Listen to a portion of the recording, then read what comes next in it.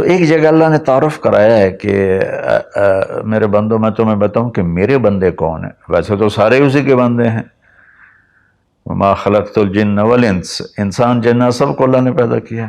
لیکن اللہ تعالیٰ فرماتا ہے کہ مجھ سے تعلق جن کا ہے اور جنہیں میں کہہ سکتا ہوں کہ یہ ہیں میرے بندے، تو وہ سورہ فرقان میں ہے صرف 12 باتوں کی. 12 باتیں جس مرد عورت میں ہوں گی اللہ اس پہ مہر لگائے گا کہ میرا ہے. جب میرا ہے تو پھر اللہ تعالیٰ اس کے ساتھ معاملہ خاص کرے گا نا. تو اللہ تعالیٰ کہتا ہے میرے بندو، میرا دین تو بہت بڑا ہے. 12، یہ 5 انگلیاں 10 اور یہ 2 12 کا 12 باتیں اپنے اندر پیدا کر لو، تم میرے بنو گے. پھر جو تمہاری طرف ہاتھ اٹھے گا اس سے میں کاٹوں گا، جو پاؤں اٹھے گا اس سے میں توڑوں گا، جو آنکھ اٹھے گی اس سے میں پھوڑوں گا. تو پہلے میرے بنو تو صحیح. وہ کیا ہیں؟ وَعِبَادُ الرَّحْمَنِ الَّذِينَ يَمْشُونَ عَلَى الْأَرْضِ هَوْنًا. پہلی صفت کہ اللہ کہتا ہے میرے بندے کون ہیں؟ کہتا ہے جو زمین پر عاجزی اور تواضع اختیار کرے. اللہ اکبر. زمین جب کسی کو اقتدار مل جاتا ہے تو اکڑ کے چلتا ہے، پیسہ مل جاتا ہے اکڑ کے چلتا ہے، شہرت مل جاتی ہے اکڑ کے چلتا ہے. تو اللہ نے کہا پہلی نشانی کیا ہے؟ عاجزی اختیار کرو. تو کوئی وظیفہ نہیں بتایا، کوئی تسبیح نہیں بتائی، کہا عاجزی اختیار کرو.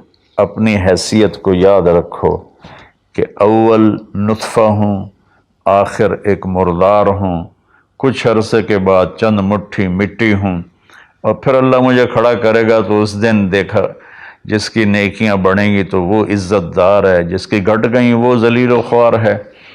تو پہلی صفت ہے کہ اللہ کے بندے وہ ہیں جو عاجزی اختیار کرتے ہیں. صرف یہ نہیں کہ زمین پر تواضع سے چلنا، نہیں، وہ پوری زندگی ان کی عاجزی کی ہوتی ہے. سورہ لقمان میں ہے کہ لا تمش فی الارض مرحا، بیٹا اکڑ کے کبھی نہ چلنا. انک لن تخرق الارض ولن تبلغ الجبال طولا، کہ تو نہ تو پہاڑوں سے اوپر قد لے جا سکتا ہے، نہ ایڑی مار کے زمین پھاڑ سکتا ہے. تو ایک میں مختصر بیان کرتا ہوں، تواضع. دوسری تواضع سے جڑی ہوئی بات ہے کہ تواضع کا پتہ کب چلے گا؟ وہ دوسری صفت ہے وَإِذَا خَاطَبَهُمُ الْجَاهِلُونَ قَالُوا سَلَامًا. سبحان اللہ. جب ان سے کوئی، یہاں جاہلون سے مراد ان پڑھ نہیں، جاہلون سے مراد ہے زیادتی کرنے والا. وَأَعُوذُ بِكَ مِنْ أَنْ أَجْهَلَ أَوْ يُجْهَلَ عَلَيَّ. یا اللہ میں پناہ چاہتا ہوں کوئی میرے اوپر زیادتی کرے یا میں کسی پر زیادتی کروں. یہاں جہالت سے مراد ہے زیادتی کرنے والا، بدتمیزی کرنے والا. تو وہ کیا کرتے ہیں؟ قالوا سلاما. وہ یہ نہیں کرتے کہ اس سے کتنے لوگ قطع تعلق مراد لیتے، باجی السلام علیکم تو ڈرا ہو رے سا ڈرا ہو رے. تو میرا اللہ یہ نہیں کہہ رہا. میرا اللہ کہہ رہا جب ان سے کوئی غلط گفتگو کرتا ہے، غلط معاملہ کرتا ہے، بدتمیزی کرتا ہے تو وہ آگے تمیز کے ساتھ بات کرتے ہیں.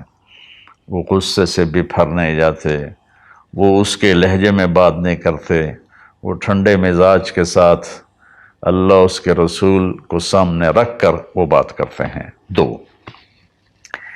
تیسری فرمائی والذین یبیتون لربہم سجدا وقیاما. عبادت کو تیسرے نمبر پر لائے کہ میرے بندوں کی تیسری بڑی صفت یہ ہے کہ وہ رات کو اٹھتے ہیں اور مجھے یاد کرتے ہیں. اچھا، اب آج کل سستی کا زمانہ ہے. میرے نبی نے ایک حدیث سنائی تو وہ بہت بڑی خوشخبری ہے آپ کے لیے. جو عشاء کی نماز باجماعت پڑھ لے اور صبح کی نماز باجماعت پڑھ لے تو اس کی رات تہجد میں لکھی جائے گی. قربان جاؤں اپنے نبی کی رحمت پر اور ان کے رحمت للعالمین ہونے پر کہ میرے جیسا جو سر درد کا مریض ہے وہ رات کو نہیں اٹھ سکتا تو عشاء با جماعت پڑھ لے اور فجر با جماعت پڑھ لے، ساری رات عبادت ہے۔ باقی یہ تو ہے یعنی بالکل وہ 33 نمبر والا کام ہے، لیکن ہم پاس لوگوں میں شمار ہیں، اس صفت کے حقدار کہلائیں گے۔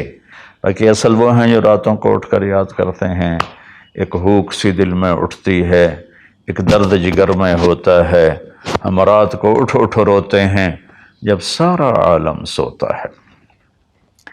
تو عشق تو ایسی چیز ہے۔ ملحب کلام قد نزخرفہ ان المحبت قلب وہبناہ۔ محبت ایسے نہیں کہتے کہ محبوب کو چکنی چپڑی باتیں کہو، جی میں قربان جاؤں، میں صدقے جاؤں، میں واری جاؤں، آپ کے بغیر تو جی نہیں سکتا، باتوں سے نہیں کہ محبت ہے دل کو اس کے قدموں پہ نچھاور کر دو۔ بہت خوبصورت بات اللہ نے کی ہے۔ تو جو لوگ ماشاءاللہ راتوں کو اٹھتے ہیں ان کو مبارک ہو، لیکن ہمارے جیسے کمزور بھی اس فضیلت میں ہیں۔ عشاء با جماعت پڑھ لو، فجر با جماعت پڑھ لو، اور پھر اللہ تعالیٰ پہ قربان جائیں کہ ان کی جو ہے نا دعا اللہ تعالیٰ بتاتا ہے، والذین یقولون ربنا اصرف عنا عذاب جہنم ان عذابها کان غراما۔ وہ اللہ ان کی دعا بتا رہا ہے کہ وہ کہتے ہیں یا اللہ ہم سے عذاب جہنم دور فرما، چونکہ یہ نہ ٹلنے والا عذاب ہے جو چمٹ جاتا ہے، اور وہ انہا ساءت مستقرا و مقاما، اور یا اللہ وہ بہت ہی برا ہے، بہت ہی برا ہے۔ تو تہجد اور دعائیں، دعا بہت بڑی طاقت ہے، بہت بڑی طاقت ہے، بہت بڑی طاقت۔ ہم نے دعا ایسے ہی بنائی ہوئی ہے، فرض نماز کے بعد مولوی صاحب رٹے رٹائے جملے بولتے ہیں، ہم پیچھے آمین کہتے ہیں۔ دعا وہ ہے جو آپ تنہائی میں اللہ کے سامنے گڑ گڑا کر بولتے ہیں۔ میرے نبی نے فرمایا اللہ کے سامنے روو، اچھا اگر علم تبکو فتباکو، اچھا اگر تمہیں رونا نہیں آتا نا تو رونے کی شکل بنا لو۔ چوتھی چیز بتاتے ہیں، والذین یقولون ربنا اصرف عنا عذاب جہنم ان عذابها کان غراما انہا ساءت مستقرا و مقاما۔ یا اللہ جہنم سے بچانا اور جہنم کے عذاب سے بچانا، وہ اللہ آپ پہ ہی معاف کرے گا۔ یہ ہمارے اب تو عام ماحول میں جی اللہ آپ پہ ہی معاف کرے گا، اللہ بڑا غفور الرحیم ہے، اللہ آپ پہ ہی معاف کرے گا۔ تو میں تو اپنے ماحول میں بات کرتا ہوں اپنے عزیز رشتہ داروں سے کہ اللہ آپ پہ ہی کپا کٹ دے گا، سپرے نہ کرو، پانی نہ لاؤ، کھاد نہ دیو، آپ ہے کوئی بھی پا دیو، اللہ آپ پہ ہی کٹ دے گا۔ لے جی مولانا صاحب کہیں گل نہ کریں دیو، بھلا کدی پانی تے کھاد تے سپرے تو بغیر بھی کاشا ہوئی۔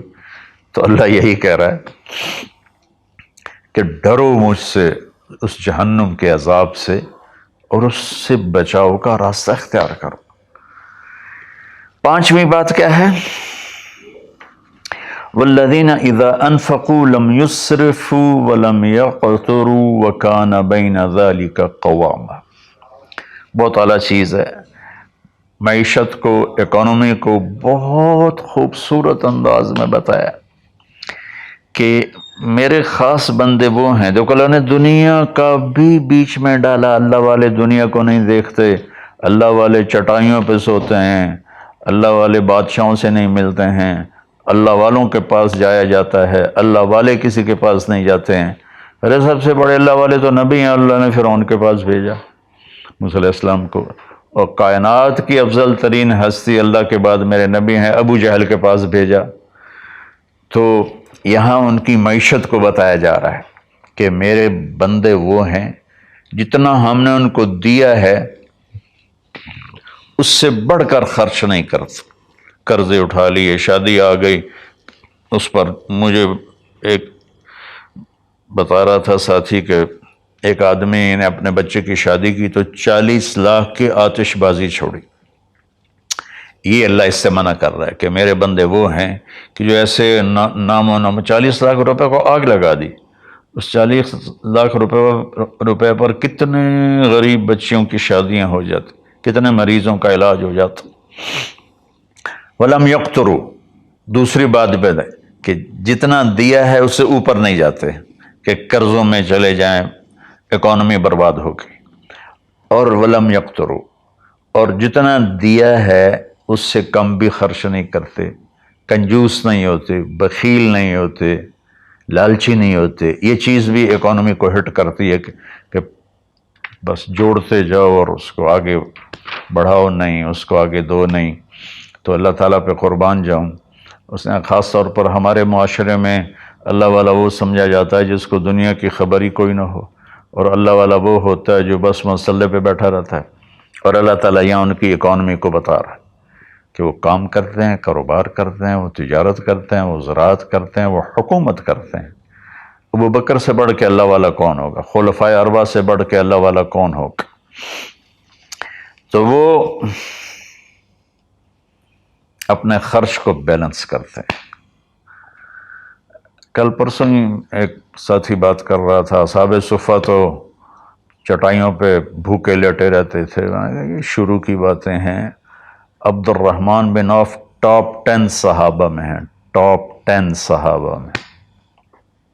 جب ان کا انتقال ہوا تو ان کی 4 بیویوں کو جو 1/8 ملا وہ 48,000 دینار تھے، تو آج کے لحاظ سے وہ 12 ارب روپے بنتا ہے۔ جس آدمی کا 1/8 12 ارب ہو تو پورا کتنا ہوگا؟ اور 10,000 بکریاں، 1,000 اونٹ، 1,000 گھوڑے، اور شام، عراق، مصر، حجاز میں زمینیں، جائیدادیں، باغات۔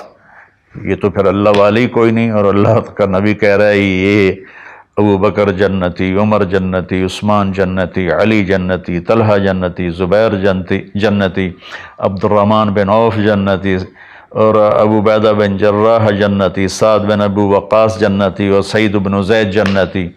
یہ سب بڑے، 4 تو ویسے ہی حکمران ہیں، خلفاء ہیں۔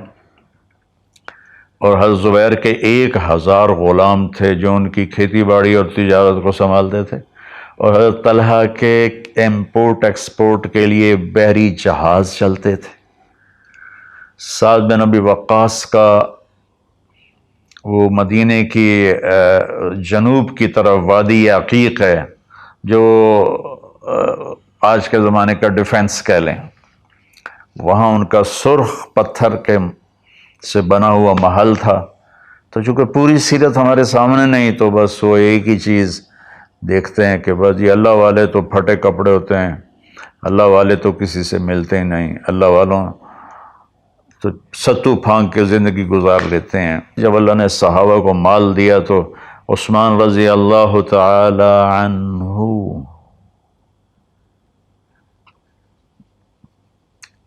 کہنے لگے اپنی بیوی نائلہ کے لیے میں نے چادر خریدی ہے 300 دینار میں، 300 دینار میں، جو 7.5 کروڑ روپیہ بنتا ہے۔ اور کہہ رہے ہیں کہ پتہ نہیں اسے پسند آئے گی کہ نہیں آئے گی۔ تو ہم بیچ میں دنیا کو نکال نہیں سکتے، یہ بڑی غلط تعبیر ہے اسلام کی۔ اس کے بعد کیا ہے ان کی صفت؟ 3 کٹھی بتائی ہیں، 6، 7، 8۔ میں آپ کو 5 بتا چکا ہوں۔ تواضع، عاجزی، اور برائی کا جواب اچھائی، اور راتوں کو اٹھ کے بندگی، اور اپنے کاروبار زندگی میں اعتدال اور بیلنس آف اکانومی تب ہوگا جب اخراجات کو کنٹرول کیا جائے گا۔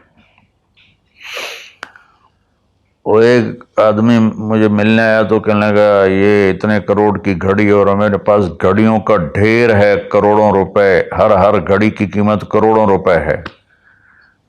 یہ تو نادانی کی بات ہے، نہ کہ کوئی فخر کی بات ہے۔ پھر اللہ تعالیٰ نے بتایا 3 صفتیں کٹھی بیان فرمائیں، وہ کیا ہیں؟ والذین لا يدعون مع اللہ الہا آخر، جو توحید کا جام پیتے ہیں اور اللہ کے سوا کسی کو اس کا شریک نہیں ٹھہراتے۔ دوسرا کیا ہے؟ وَلَا يَقْتُلُونَ النَّفْسَ الَّتِي حَرَّمَ اللَّهُ إِلَّا بِالْحَقِّ، جو ہمارے علاقے میں خاص طور پر جو قتل کی دشمنیاں ہیں، اور اپر پنجاب میں جو قتل کی دشمنیاں ہیں، گجرانوالہ کے ارد گرد، گجرات کے ارد گرد خاندانوں کے خاندان تباہ ہو گئے، اور ایسی سرحد اور بلوچستان کے قبیلوں کے قبیلے تباہ ہو گئے، اور نمازی 5 وقت کے۔ اور میرا اللہ کہتا ہے جو کسی کو قتل نہیں کرتا سوائے حق ہے۔ حق ہے، کوئی زانی پکڑا جاتا ہے اور شادی شدہ ہے اور 4 گواہ اس پہ لگ جاتے ہیں، ہم اس کو قتل کرو۔ اور کوئی جنگ ہے کفر اور اسلام کی، جب اس جنگ میں جب سامنے آئے لڑائی کرنے والا اسے قتل کرو۔ لیکن جیسے آج کل ہمارا ماحول ہے قتل قتل قتل قتل، بھائیو اللہ کہہ رہا ہے جو میرے بندے ہیں نا وہ کسی کو ناجائز قتل نہیں کرتے۔ تیسرا کیا فرمایا؟ ولا یزنون، زنا نہیں کرتے۔ زنا کیسے پھیلتا ہے؟ بے حیائی سے، جو چند دن پہلے میں نے بات کی تھی، تو کچھ لوگوں نے برا منایا، باقی تو اکثر نے ایکسیپٹ کیا۔ زنا بے حیائی سے پھیلتا ہے۔ اللہ کہتا ہے قُلْ لِلْمُؤْمِنِينَ يَغُضُّوا مِنْ أَبْصَارِهِمْ وَيَحْفَظُوا فُرُوجَهُمْ، ایمان والوں سے میرے محبوب کہو کہ آنکھیں نیچی رکھیں اور زنا سے اپنے آپ کو محفوظ رکھیں۔ سیم آیت وَقُلْ لِلْمُؤْمِنَاتِ يَغْضُضْنَ مِنْ أَبْصَارِهِنَّ وَيَحْفَظْنَ فُرُوجَهُنَّ، اور ایمان والی عورتوں سے کہہ دو کہ اپنی نظریں نیچی رکھیں اور اپنے آپ کو اس فحاشی اور بدکاری سے بچائیں۔ انسان جذبات کا پتلا ہے، اس کے سامنے جب بے حیائی ہوگی تو وہ یقیناً اس کے غلط جذبات ابھریں گے۔ اس لیے میرے اللہ نے، میرے نبی نے ہمیں ایک پاکیزہ اور حیا والی شریعت عطا فرمائی، اور اللہ کا فضل ہے امت کے اندر کہیں حیا چھپا ہوا ضرور ہے۔ خاص طور پر میں اپنے ان بھائیوں سے کہوں گا جو شادی کرنے کے بعد بھی الگ عورتیں رکھی ہوتی ہیں، اللہ کی قسم میں بڑے دکھ اور شرم کے ساتھ یہ بات کر رہا ہوں، کوئی میں ہٹ نہیں کر رہا ہوں، کہ میرے بھائی جو شادی کر کے بھی اور عورتوں سے تعلق رکھتے ہیں، اور اس سے بھی گری ہوئی بات ہے میری بہنیں جو شادی کے بعد بھی غیر مردوں سے تعلق رکھتی ہیں، یہ ہے ہمارے معاشرے میں۔ اللہ اس سے ہمیں بچائے۔ تو پھر آگے اللہ کہتا ہے اگر تم نے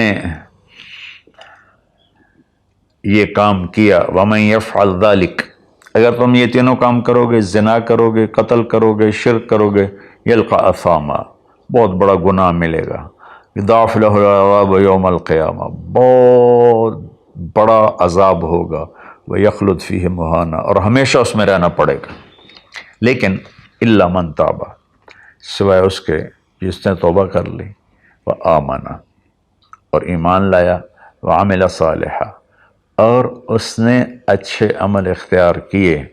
اب آگے خوشخبری سننا، اللہ یہ نہیں کہہ رہا اللہ ان کو معاف کر دے گا، اللہ کہہ رہا فَأُولَٰئِكَ يُبَدِّلُ اللَّهُ سَيِّئَاتِهِمْ حَسَنَاتٍ وَكَانَ اللَّهُ غَفُورًا رَحِيمًا۔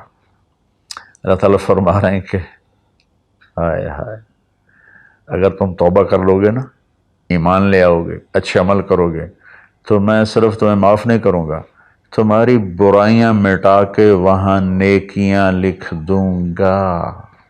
واہ قربان میرے مولا، کہتے معاف نہیں کروں گا، معاف بھی کروں گا اور تمہارے گناہوں کی جگہ نیکیاں لکھ دوں گا۔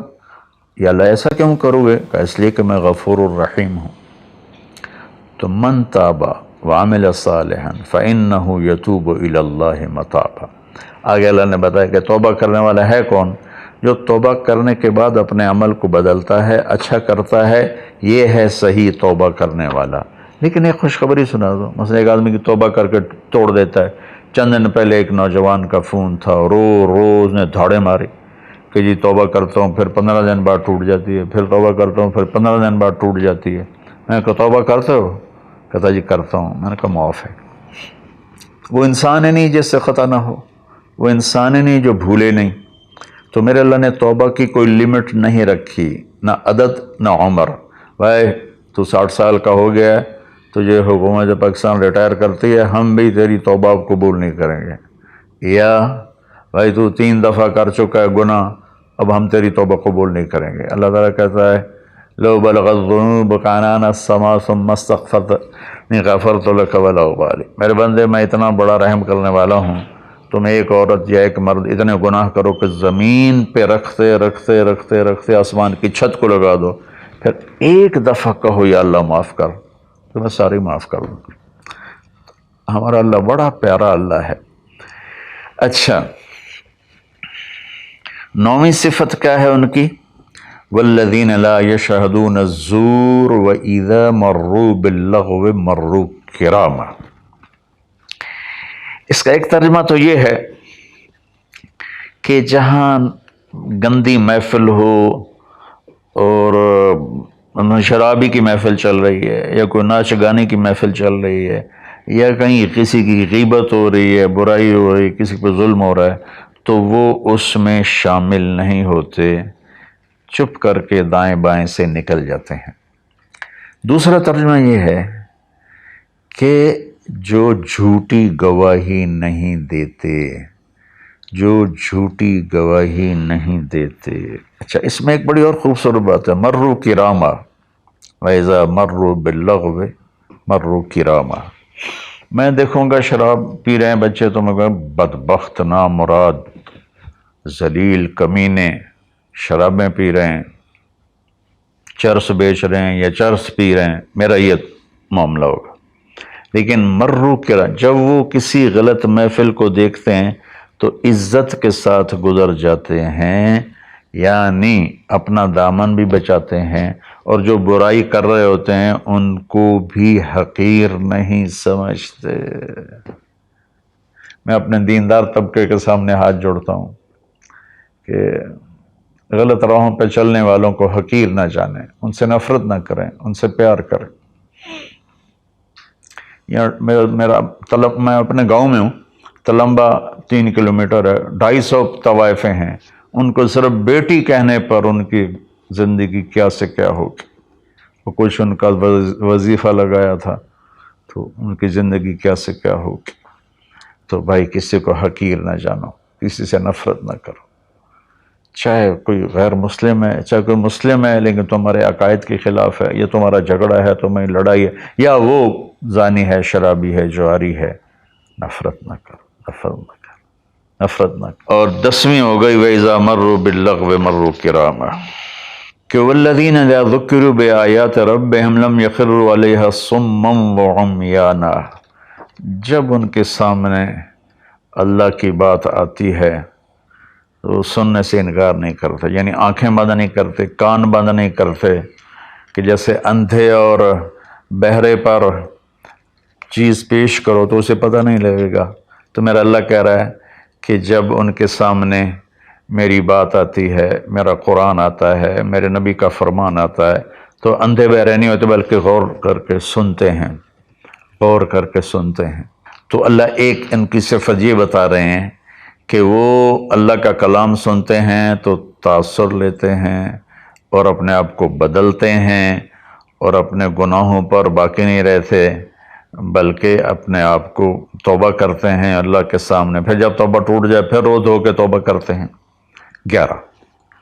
12ویں صفت کیا ہے؟ سبحان اللہ، واہ جی واہ.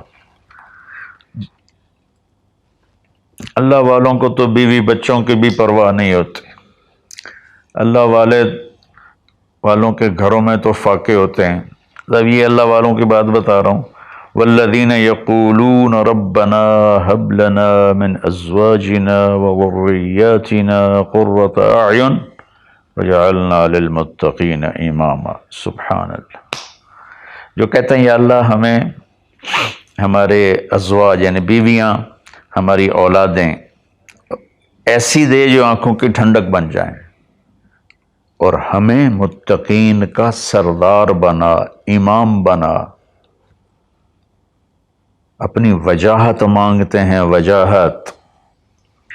اچھا، حب، وہب، آتا، اعطا، تین لفظ ہیں دینے کے، آتا دیا، اعطا دیا، وہب دیا، لیکن تینوں کے مطلب الگ الگ ہیں۔ آتا کہ میں نے آپ کو ایک چیز دی، قلم دیا، لیکن آپ کو مالک نہیں بنایا، واپس لے سکتے بھائی واپس کرو۔ آتا، میں آپ کو گاڑی دیتا ہوں تو میں آتا کا مطلب ہے کہ میں واپس نہیں لوں گا، یہ تمہاری پکی ملک ہو گئی۔ وہبا، میں تمہیں وہ چیز دوں گا جو تیرے خواب و خیال میں بھی نہیں ہوگی، تیرے تصور سے بھی بالا تر ہوگی۔ کیا مانگتے ہیں اللہ والے؟ یا اللہ میری بیوی ایسی ہو، اتنی اچھی ہو کہ میرے تصور سے بھی بالا تر ہو، میری اولاد ایسی ہو، اتنی نیک ہو، اتنی صلاحیت والے ہوں کہ میرے تصور سے بھی بالا تر ہوں۔ اللہ ہمیں یہ دعا سکھا رہا ہے، یہ نہیں کہا کہ مانگو آتے نہ، کہہ رہا ہے حب لنا، یا اللہ ہمارے گمان سے بھی اوپر کر کے بیوی اور بچے دے، اور ہمیں دنیا میں وجاہت دے، عزت دے۔ اس کا مانگنا انسانی حقوق میں شامل ہے۔ ہاں، ایسی وجاہت اور ایسی شہرت جس کے پیچھے شیطانی کام ہو وہ حرام ہے، ورنہ عزت نفس تو ہر انسان کو پیاری ہے۔ اور پھر اللہ تعالیٰ کہتا ہے قرۃ اعین، آنکھیں ٹھنڈی ہو جائیں۔ اس سے بڑی تعبیر پورے کلام عرب میں نہیں ہے اندر کی خوشی کی، آنکھیں ٹھنڈی ہو جانا۔ اس کا الٹا محاورہ ہے اسقط اللہ عینک، اللہ تیری آنکھیں گرم کرے، یعنی تجھے تکلیف دیکھنی پڑے، اللہ تیری آنکھیں ٹھنڈی کرے، یعنی تمہیں سکھ دیکھو، تم سکھ دیکھو۔ اور پھر آگے اللہ تعالیٰ کیا کہتا ہے؟ اولئک یجزون الغرفۃ بما صبروا، یہ ہیں وہ جن کو صبر کے بدلے جنت کے بڑے گھر ملیں گے۔ وَيُلَقَّوْنَ فِيهَا تَحِيَّةً وَالسَّلَامًا، جس میں گاڈ آف آنر ان کو پیش کیا جائے گا، سلام کیا جائے گا۔ خالدین فیہا، اس میں ہمیشہ رہیں گے۔ حسنت مستقرا و مقاما، جو ہمیشہ کے لیے خوبصورت رہے گا، اس کا حسن بڑھتا رہے گا، اور تمہارا بھی قیام کبھی نہ ختم ہوگا۔ میری بات تھوڑی لمبی ہو گئی، معافی چاہتا ہوں، لیکن میرے دوستو اللہ کے واسطے جو کام کرو اللہ کے بندے بن کے کرو۔ سیاست کرنی ہے اللہ کے بندے بن کے کرو، تجارت کرنی ہے اللہ کے بندے بن کے کرو، ملازمت کرنی ہے اللہ کے بندے بن کے کرو، زراعت کرنی ہے اللہ کے بندے بن کے کرو۔ اللہ تعالیٰ مجھے بھی ان 12 صفات کا عمل کرنے والا بنائے اور آپ کو بھی۔ السلام علیکم۔